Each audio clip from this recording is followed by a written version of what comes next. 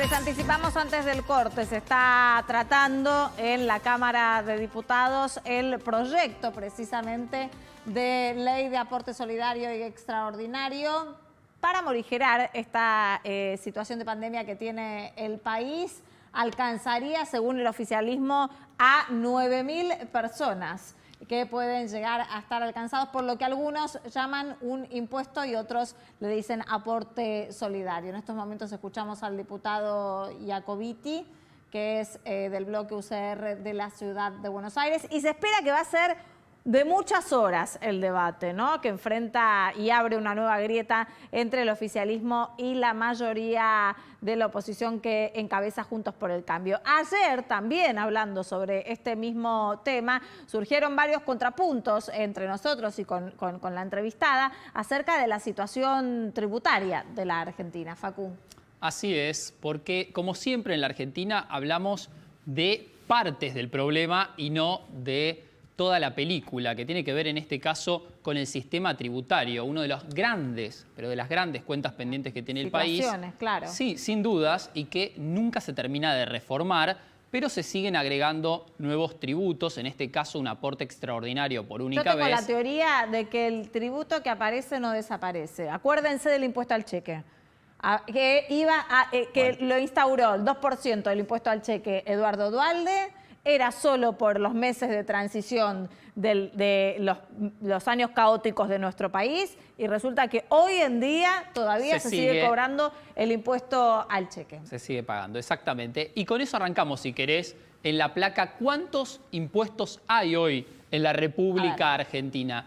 168 tributos. El último que se sumó fue el de Puerto Madryn, un municipio que le puso un impuesto al viento. Sí, sí, como lo escuchás. Impuesto al viento es uno de los últimos tributos y esto también nos lleva a discutir qué tan alta es la presión tributaria en la República Argentina, porque es un debate también. Claro. ¿Qué tanto pagan impuestos los argentinos sobre sus ingresos, sobre su patrimonio? Bueno, de hecho, ayer lo que yo venía mencionando, Facu, ¿no? En este contrapunto que se empezó a discutir, evidentemente es algo que genera varias discusiones, por eso hoy decidimos ponerle lupa a ver cuáles son los datos que nos trae Facu. Exactamente, el 30% sobre el PBI es la presión tributaria que tiene la República Argentina, según datos oficiales de la OCDE. Son datos oficiales que contempla, obviamente, todos los tributos sobre la población total. Y la gran diferencia que hay quizás en la Argentina con los países del primer mundo, con los países desarrollados, es que la economía argentina tiene un porcentaje altísimo de informalidad. Por lo menos un 35%, quizás incluso por encima del 40% de la economía es informal y eso, en otras palabras, habla de evasión. Entonces, son aquellos los que están en la formalidad en los que recae el grueso de esta presión que en el promedio es del 30% y está por debajo de los países desarrollados. Pero mirá qué pasa con las pymes, por ejemplo, según una consultora local que habla de una presión sobre las pymes del 106% sobre la ganancia bruta. Esto, pasado en limpio, quiere decir que pierden plata si pagan todos los impuestos. Y también es una realidad o un secreto a voces en la Argentina que muchísimas empresas trabajan en grises. No tienen todos los números en blanco porque de ese modo no llegarían a fin de mes. Es el famoso loop que vos mencionás, ¿no? Si recae siempre dentro de los mismos la gran carga tributaria por la informalidad que hay, los empuja en parte a tratar de dibujar su facturación, que es lo que nos está diciendo Facundo en el día de hoy, para precisamente no tener que pagar tantos montos, porque si no se irían a la quiebra. Exactamente. Mirá lo que pasa con un sector que es el más competitivo y el que más dólares trae a la Argentina todos los años a través de las exportaciones, que es el sector agropecuario. Según la Fundación Agropecuaria para el Desarrollo de Argentina, una hectárea de soja, una hectárea de producción de soja en la Argentina le da al Estado, tributa 7 de cada 10 camiones que se producen. 7 de cada 10. De hecho, la renta agropecuaria queda en manos no de los productores agropecuarios, sino del Estado. El 60% de la renta agraria queda en manos del Estado después de lo que fue el último aumento de retenciones a fines del año pasado. Pero esto estamos hablando siempre del sector productivo, de las pymes, del campo, ¿qué pasa con las personas de a pie en la Argentina? Claro. ¿Qué pasa con las personas físicas? Bueno, la presión también es elevada. Estamos hablando del 49 al 58%, lo que estima IARAF, que es el Instituto Argentino de Análisis Fiscal, que es lo que paga un argentino asalariado, obviamente dentro del mercado formal, y esta tasa es tan alta que de algún modo también se pone un día de cuando se da la independencia de lo que tiene que ver con la tributación fiscal. El día que dejamos de pagar impuestos, más o menos a mediados de julio, y empezamos el resto del año a recaudar para nosotros, para los que trabajan en el sector formal. Esto igualmente hay que aclarar, Argentina tiene también de los impuestos más regresivos que existen, impuestos indirectos como el IVA, con una alícuota alta que pagamos todos, y evidentemente aquellos que tienen más recursos también tienen herramientas para eludir el sistema en el mejor de los casos o evadir cuando cometen delitos, y eso es real, digamos.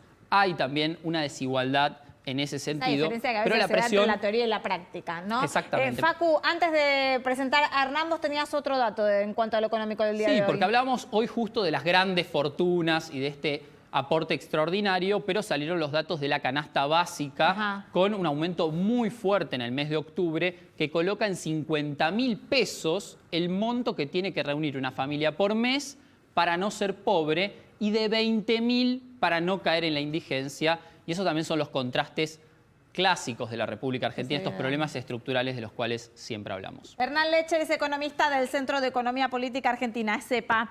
Hernán, buenas noches, gracias por atendernos. ¿Qué tal? Buenas noches, ¿cómo están? Bien, quiero aprovechar que hoy también estamos escuchando tus análisis. A mí me gusta escucharte bastante seguido y tratar de ver, como desde tu perspectiva, cómo es la política, los políticos de la Argentina con respecto al tema tributario. Siempre cuando se ponen en analistas de la situación del país, hablan de que es necesario un cambio del sistema tributario de la Argentina. Después, cuando gobiernan, no lo hacen. No sé si vos tenés la misma perspectiva y por qué sucede esto. Mira, si yo me fijo, por ejemplo, en el impuesto a los bienes personales, recién hablaban de la regresividad impositiva. Si yo me fijo en el impuesto a los bienes personales, que es probablemente el impuesto más progresivo de todos, Mauricio Macri lo redujo a la mitad. Y peor aún, quiso eliminarlo. No sé si ustedes lo recuerdan. Con lo cual, no, todos los gobiernos no hacen lo mismo.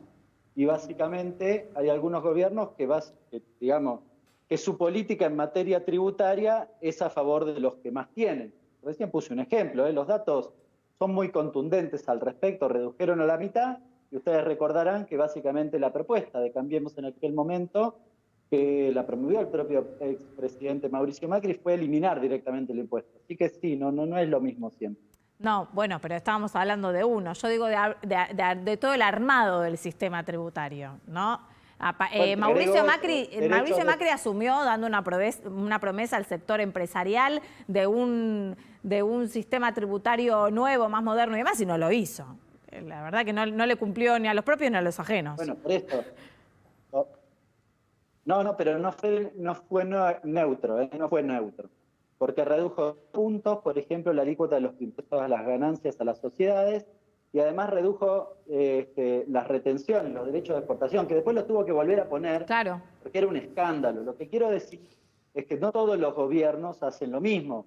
Y de hecho, recién ustedes reivindicaban, y yo lo comparto plenamente, que el sistema tributario argentino es regresivo, y me parece bien importante modificar eso. Creo que el aporte de las grandes fortunas va en ese mismo sentido. Tributan a aquellos que efectivamente tienen más patrimonio en la Argentina. Es de hecho una sobrealícuota al impuesto a los bienes personales. Es el proceso inverso al que el ejemplo que ponía recién. Sí, y Hernán, y con respecto a este aporte extraordinario, CEPA tiene, vi algunas estadísticas de todas las propuestas que hay alrededor del mundo.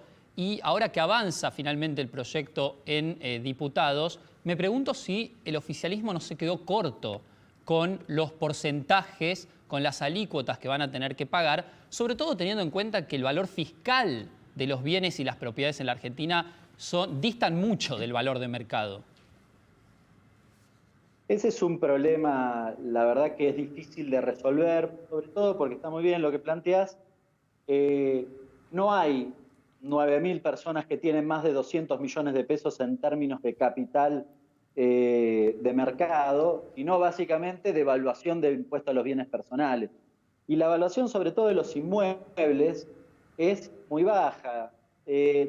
Técnicamente en realidad es el valor fiscal o el valor de compra, pero si compraste hace 5 años básicamente es el valor fiscal, y el valor fiscal suele ser el 10% o menos muchas veces del valor real de mercado del inmueble. Es difícil de sortear esa cuestión, yo comparto tu preocupación, pero es difícil de sortear porque no hay un mercado donde vos puedas decir, che, mira, esta casa o este departamento vale esto y entonces deberías tributar. Pero me parece bien interesante que plantees que quizás el gobierno finalmente se quedó corto con esto. Las experiencias en otros países van todas en el mismo sentido, con los esquemas tributarios de cada uno de los países, ¿no? A mí me parece muy interesante, no sé, la propuesta de Francia, la propuesta de España, lo que fue el SOLI ya hace varios años en Alemania, el impuesto solidario, que cuando con la caída del muro lo que ven en la unificación alemana es que los alemanes de la Alemania occidental son más ricos que los de la Alemania oriental y le pagan, básicamente le aplican un impuesto, una especie de sobretasa del impuesto a las ganancias para compensar a los más pobres de la Alemania oriental. Fíjate el concepto de solidaridad que hay detrás de eso, porque básicamente lo que hay en esa decisión es que un país no puede crecer si tiene profundas desigualdades. Y en ese momento no se plantearon que eso iba a generar menos inversión, que de hecho no la generó, ¿no? Hernán, nosotros teníamos acá un mapa con todos los países, de hecho CEPA, sí. del centro de CEPA, precisamente con algunos de los datos que ustedes venían, que vos recién venías mencionando acerca de cómo se comporta en cada uno de los países. En muchos son meras iniciativas, ¿no? Lo que veníamos mencionando, en otros ya lo van llevando a cabo. Exactamente. Y Hernán, no me quería ir de ese tema de los bienes personales que mencionabas, porque pensando siempre en los cambios estructurales que tiene que hacer la Argentina, ¿no sería más conveniente o incluso aplicarlo a partir del próximo año dentro de una reforma, incrementar justamente los valores fiscales de los bienes en la Argentina y ahí sí que los bienes personales recaigan de forma progresiva sobre los que más tienen? Lo que pasa es que el impuesto a los bienes personales lo tributan cerca de 1 millón de personas, un poquitito menos probablemente. Claro, porque ahora Creo está muy que bajo también el piso, digamos. Sí, lo declaran alrededor de 1 millón de personas, terminan pagando 950.000 aproximadamente. A mí me parece más interesante, en todo caso, quizás sí puede ser una modificación en ese mismo sentido, en ese mismo impuesto, donde vos de repente hagas un esquema de alícuotas mucho más progresivo, que podría ser como primo hermano de esto que estamos hablando. Pero sí, yo creo que en la Argentina se necesita modificar el sistema tributario. Más allá de la presión fiscal, que los datos de la OCDE dicen que la Argentina no tiene más presión fiscal que sus países vecinos en Latinoamérica, y tienen todos ellos bastante menos presión fiscal que los países europeos, pero al margen de eso, por ejemplo, el problema que tenemos en la Argentina es que la justicia ha dicho que, por ejemplo, el impuesto a las ganancias arriba del 33% es confiscatorio.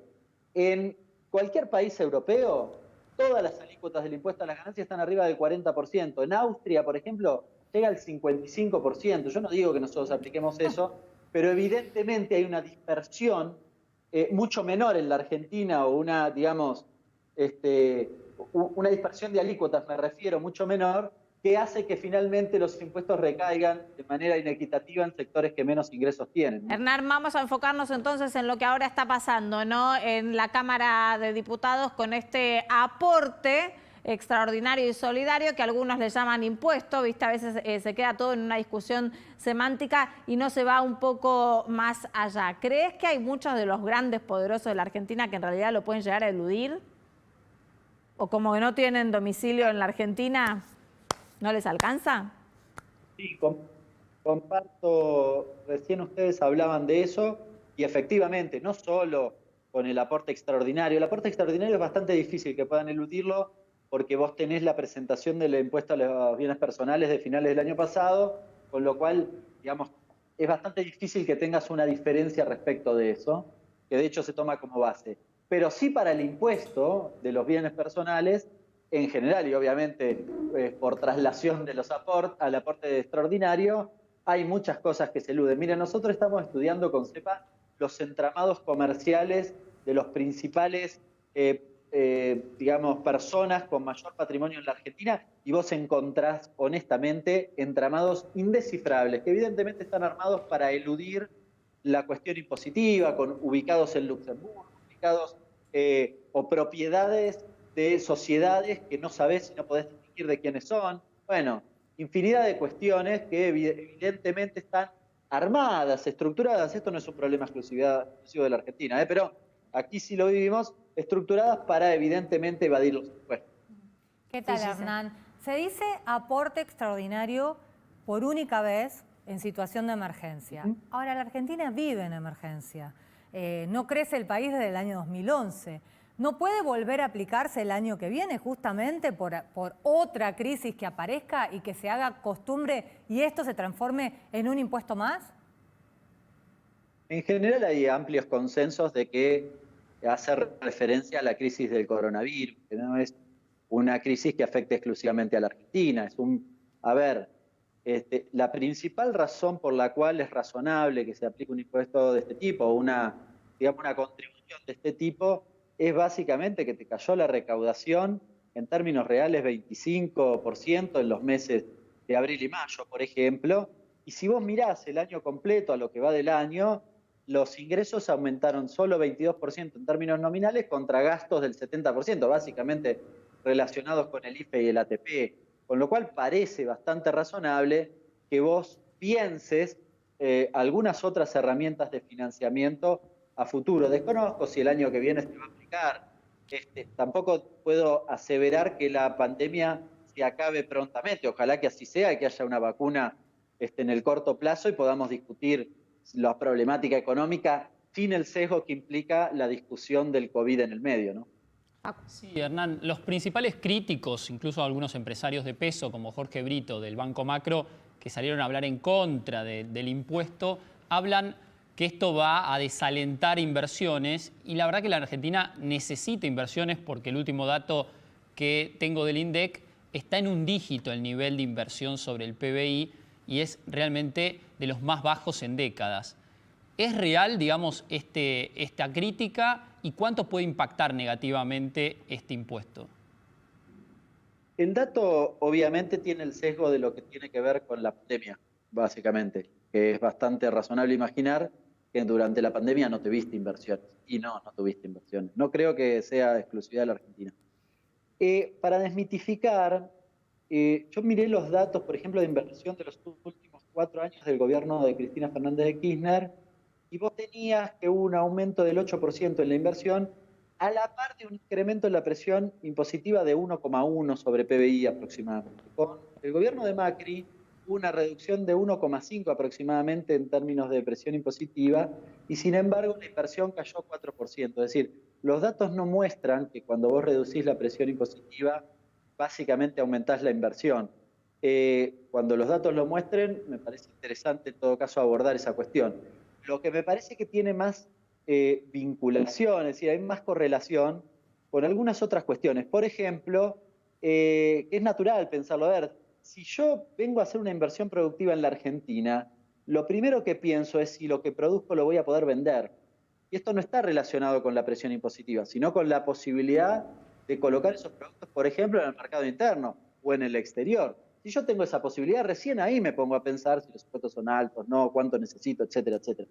Pero en todo caso, la primera discusión que nosotros tenemos que tener en la Argentina es si hay posibilidades que efectivamente lo que produzcas lo vendes. Y eso está relacionado con otra cuestión, que es que a los argentinos nos vaya bien, a ustedes que están ahí sentados, a mí, a aquellos que nos están viendo. Si tienen más en el bolsillo, probablemente vos tengas más inversiones porque haya gente que quiere invertir para producir y poder vender. Hernán, gracias por atendernos. Te mando buenas noches. Por favor. Bueno, la discusión va a seguir, ¿no? Siempre hay dos perspectivas, parece, en la Argentina, cada uno con sus argumentos, los dos son válidos, después cada uno tomará sus conclusiones, precisamente. Lo que sí deja de sobre la mesa, me da la sensación, después de escucharlo también a Hernán, que pasa todo el tiempo lo que menciona Facundo, las cosas de fondo no se resuelven. Si hay un loop constante, para utilizar tus mismos términos, de que los empresarios tratan de eludir un poco algún tipo de aporte, es porque hay algo que no está funcionando. Lógicamente, estamos hablando de un país que hace una década que no crece. Y algo que marcaba Hernán, que es cierto, los 4 años del segundo mandato de Cristina quizás la tasa fue mayor. Recordemos que tampoco podían girar utilidades las empresas y compraban hasta edificios. Empresas petroquímicas, por ejemplo, que no podían girar sus utilidades, obviamente las invertían en la Argentina. Caso contrario a lo que ocurrió en los 4 años de Macri, donde era ilimitada la capacidad de comprar dólares y llevarlos al exterior. Todo el mundo habla de los empresarios en estos momentos con el tratamiento de este aporte extraordinario a las grandes riquezas. Vamos a hablar con Damián Regalini, él es presidente de la Cámara Argentina de Fabricantes de Medias. Damián, buenas noches, gracias por atendernos. ¿Qué tal? Buenas noches, gracias a ustedes. Lo primero que me sale preguntarle si usted está... ¿Cuál es el análisis que usted ve acerca de este proyecto? Si está a favor, si está en contra. Creo que es un buen proyecto, yo estoy a favor del mismo. Argentina está viviendo una situación extraordinaria, una situación extraordinaria, inédita, nunca en la historia. Y ante eso me parece un aporte extraordinario los que más pueden, que son...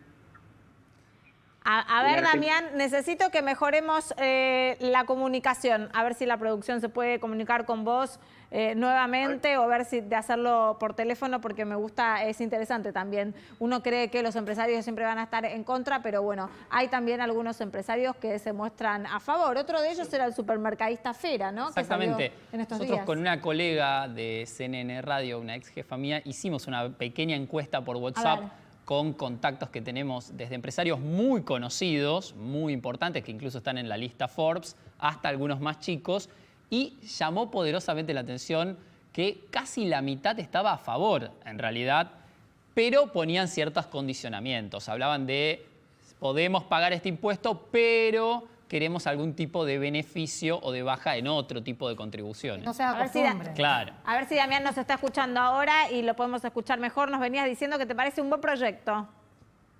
Sí, me parece un buen proyecto. Creo que la Argentina está pasando por una situación extraordinaria y este aporte extraordinario a las grandes fortunas del país viene a responder a esta situación. El Estado necesita hacerse fuerte financieramente. No nos olvidemos que el gobierno actual heredó un mega endeudamiento con bonos hasta de 100 años de deuda. A eso se le sumó la pandemia, que puso en crisis el funcionamiento normal de toda la sociedad, no solo acá, sino del resto del mundo. Y esta herramienta me parece una herramienta lógica.